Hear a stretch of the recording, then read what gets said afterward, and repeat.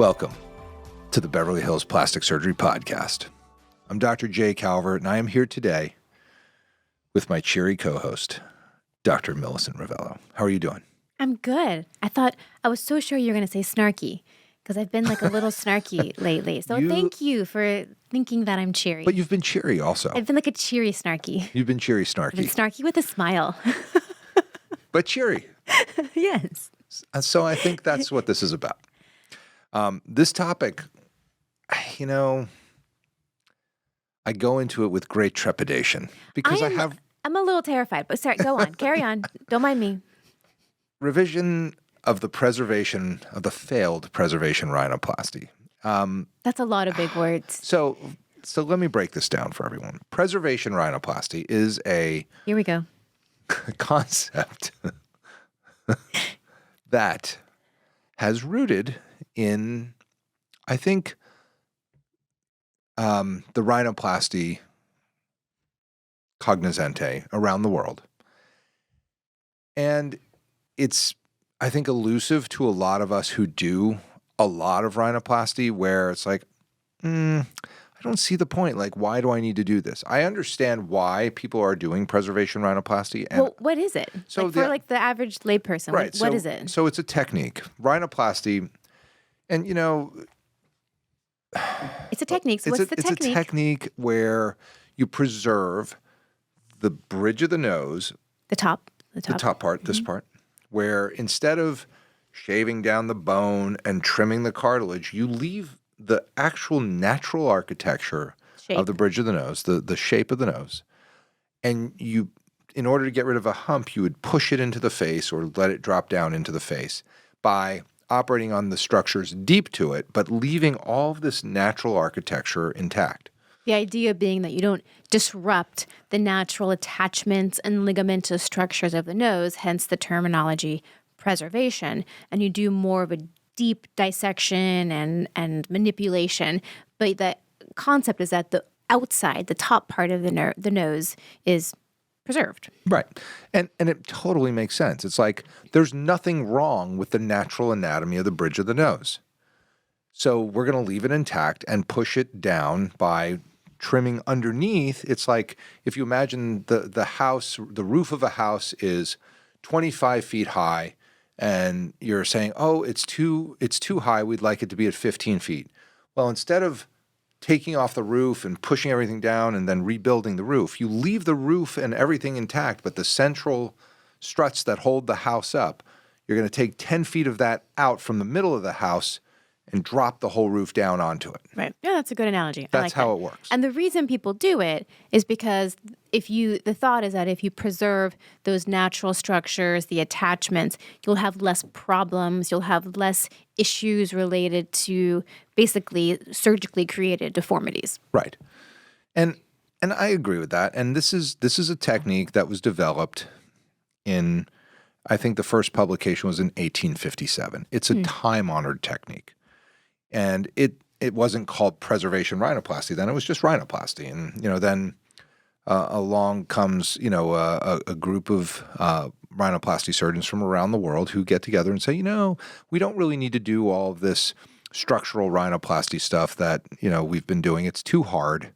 Let's do this preservation concept, and let's take this old school approach of leaving everything intact and pushing it down, which for the most part, it works. And, it's great. And the people that do it love it, and they swear by it. And in fact, they're religious about it. They attack me for not doing it, which is interesting.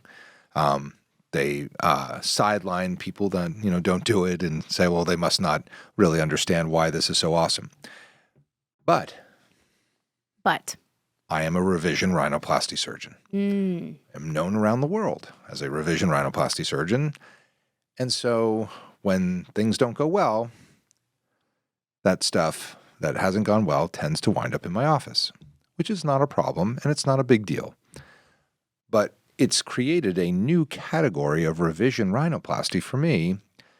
And so in understanding that, for those of you who've had a preservation rhinoplasty and need a revision, well, this is the podcast for you, because there are nuances, problems, and new approaches that are necessary in revising the failed preservation rhinoplasty.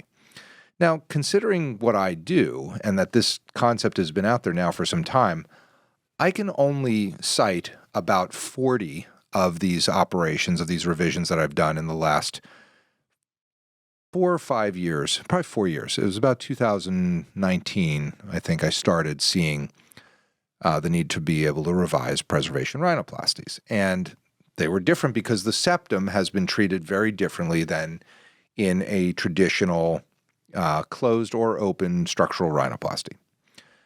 And for those of you wondering what that means, it means whether you've done the operation from inside the nose, the quote-unquote scarless rhinoplasty, hate that term, or the open where you cut the columella and flip the skin up and then work on the structures, bring the skin down and close. So this is different because it is because the septum gets a different treatment when you do quote-unquote a high septal strip or a low strip of the septum to push the roof of the house down. Then how you reconstruct that when it doesn't go well is very different.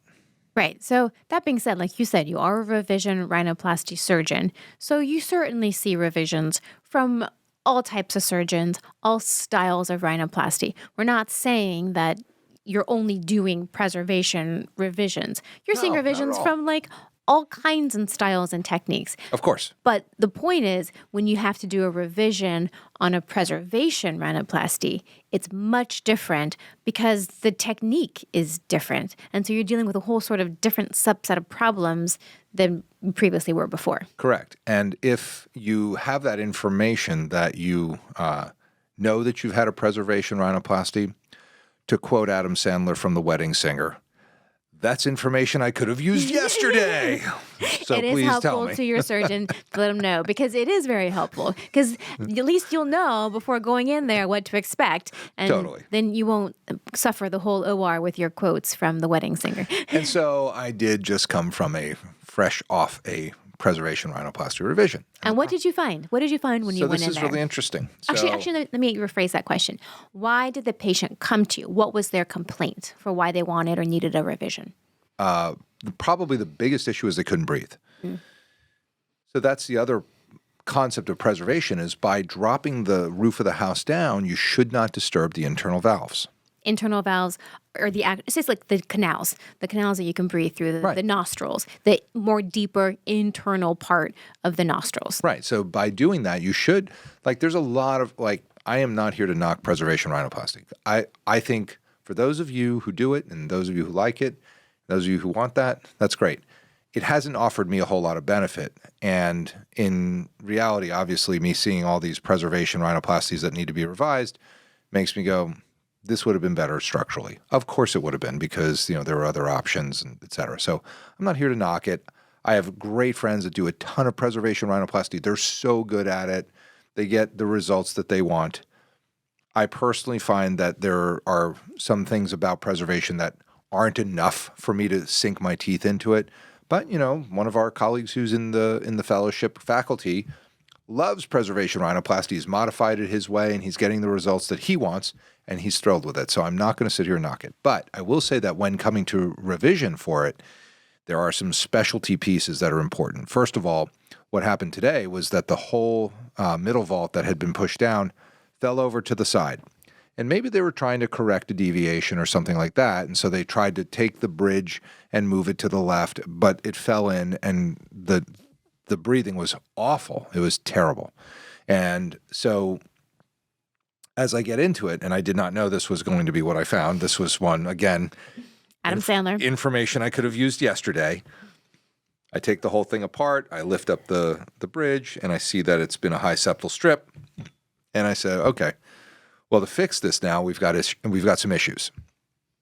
So you can tell when you're looking at it that it was a preservation. 100%.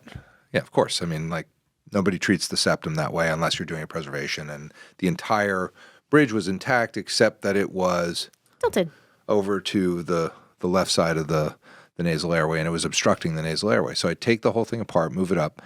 And so here are the concepts for the surgeons listening, and then also for the patients listening. Find somebody who knows how to revise these, number one. Number two, you have to recognize that the structure that you would normally count on to do a revision rhinoplasty is gone. Normally, that septal, that high portion of the septum that you're going to, you're going to use some spreader grafts, or you might, have to, put some kind of onlay grafts, things like gone. And you have that roof of the house with the central strut. That's one unit. And typically, what I wind up doing is either taking that apart, preserving the parts of it that I can use, like the lateral, whatever aspects of the middle vault are still usable, but more than likely, I got to rebuild the whole thing. Rebuild the whole thing. 100%. And so in your hands, that usually means rib.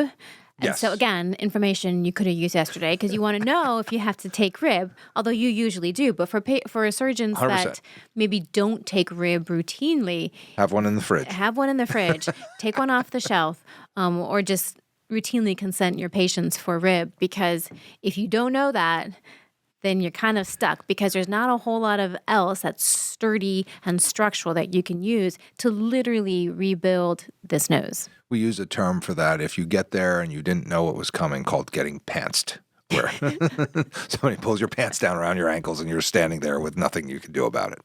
So you don't want to get pantsed. You don't get pantsed. No. And so I do typically, if I'm doing a revision rhinoplasty of any kind, I'm typically saying I might need composite ear cartilage grafts. I might need deep temporalis fascia grafts.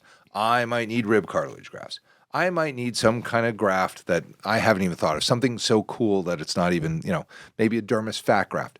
But I go through that and just say, look, I need to use what I need to use to fix this, because I don't really know what I'm going to find in there.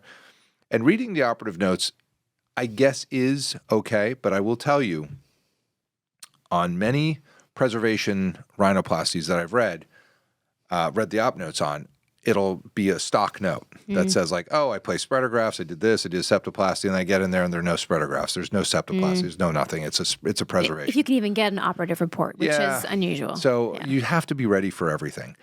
And people always say, is the operative note helpful to you? And I go, I'd like to read it, but it's not usually helpful, because it's usually something that they just have template it's printed out, or they took a second, or whatever. Like, my operative notes are not very helpful to anybody. I say, I opened the nose, I fixed the bridge, I did some spreader graft. Like, I do dictate what I did, but it's not done like a patent.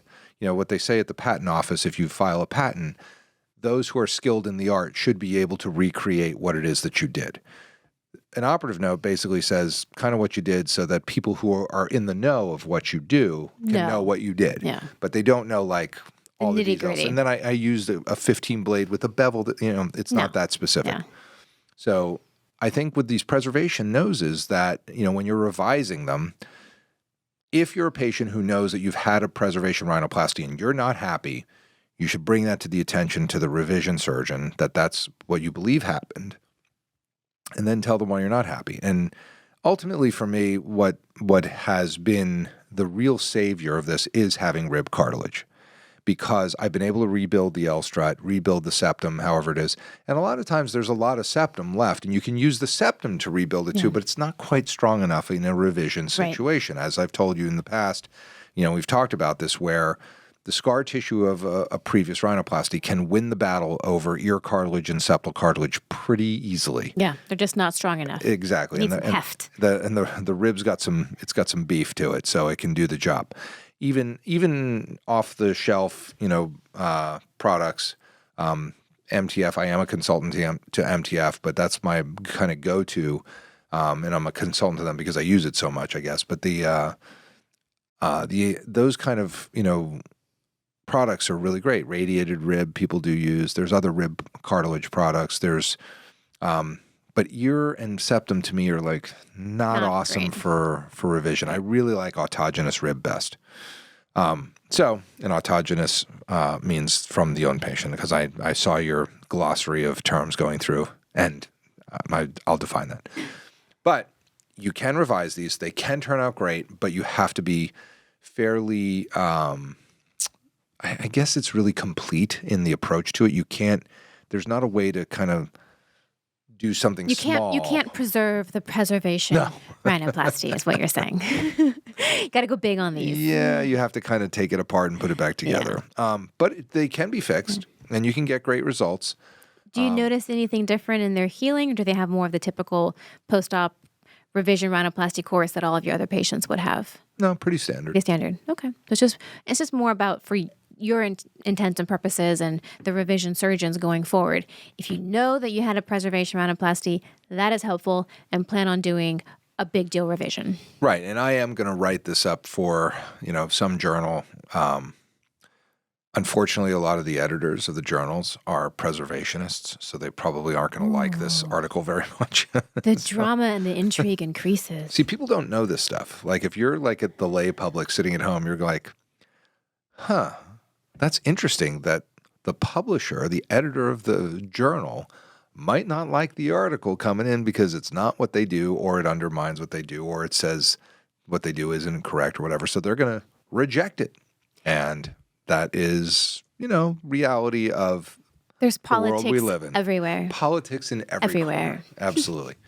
But I am happy that the ones that I have revised have done very well. And I've had a very low revision rate on my revisions of preservation rhinoplasties. Nice. Very low. And that is interesting. It's lower than my actual average. Now, it's probably because I haven't done enough. Like I said, True. I'm coming up on 40. I think I have 38 right now. So I'm coming up on about 40 of these revisions. But it's very low. And I don't know why that is. I don't know. Something we'll have to look into in the paper. Yeah, I mean, I think in the discussion I would say that because there's no rhyme or reason to that. So it's like for me to make some sort of, hypothesis of why would probably be sort of, it's just not enough patients to really understand. Your end's too low. It's too low.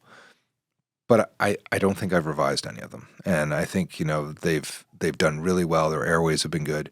And I would basically, if you had to say, why do you think that is? It's because their preservation rhinoplasty didn't demolish a lot of the nose. I mean, that would make sense, that they preserved a lot of the natural ligamentous structures of the nose and the structure of the nose, so it's less destroyed. Right, and the septum is still pretty well intact. Yeah. It's just been, there's been a strip or whatever. And so I think putting it back together is like less onerous than if you had not preserved it. Like some of the revisions I do, like it just looks like somebody like lifted up the skin, threw a grenade in there, and put it back down. Good luck. And Hope you like your nose. Yeah, and it's just been awful. But, these are a little different. And so that's why I wanted to talk about today, because I'm fresh off a revision of a preservation rhinoplasty that turned out very nice. I think it's going to be great. Great. But I think people should know that that's an issue, and that if you know you've had a preservation rhinoplasty and you're sitting there going like, this isn't what I had in mind, you need to find somebody who's skilled in the art of revisions of preservation rhinoplasty. And tell them, so they don't have to quote Adam Sandler in the OR, to the benefit of all of us. I think we have to put that quote into this podcast somewhere. I mean, Sean, our producer, do you think that's possible? Can we do that? He's nodding. Yes, I think that's doable. I think it would be great because it's so funny. Once again, things that could have been brought to my attention yesterday. Do you have any questions about that, Dr. Rovelo? No, I think you did a very excellent and restrained job. Restrained. You were. See? You were so good. No soapbox. No soapbox today. No. So good job. I think you did a great job explaining it. And yes, all good. Then this is the Beverly Hills Plastic Surgery Podcast, coming to you from the 90210.